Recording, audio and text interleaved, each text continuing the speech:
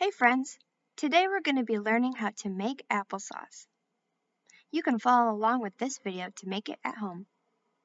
During winter, there's less fresh food available because plants go dormant and stop growing. In order to survive the winter, wild animals must collect and store food during the fall and save it for winter. For example, birds collect berries and seeds to survive. Humans do the same thing. In the fall, we harvest lots and lots of apples from the apple orchard. We save some of the apples to eat during winter. One way to make sure apples stay fresh during the colder months is to turn them into applesauce, which is easier to store. To make applesauce, you will need 4 apples, 1 teaspoon of cinnamon, and 3/4 cup of water. This entire process will take about 30 minutes.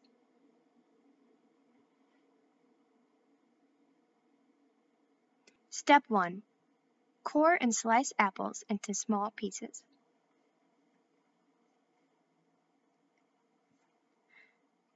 Remember, before you handle food, it's always important to thoroughly wash your hands. Once you're ready to go, and you've got your 4 apples, you can begin removing the cores and slicing. You might decide to remove the apple peel or skin before you begin slicing. Today, I'm choosing to leave the skin on.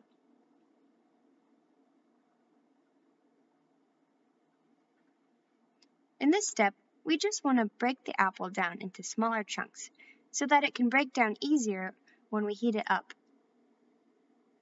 There's no specific size these chunks need to be, and they don't need to match.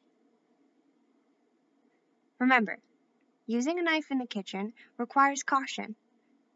Don't let your fingers get in front of the blade.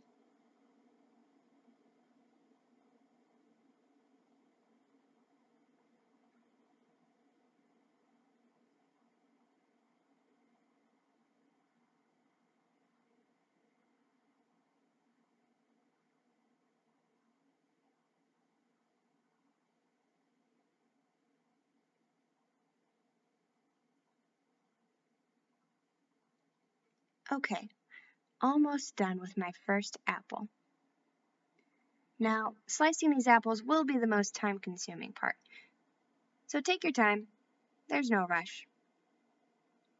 1 apple done, 3 to go. You can pause the video here while you work on your other 3 apples.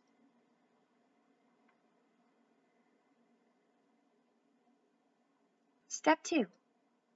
Add apples, cinnamon, and water to a large pan.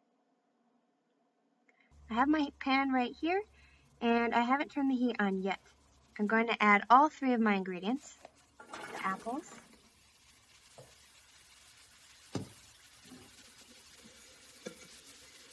water,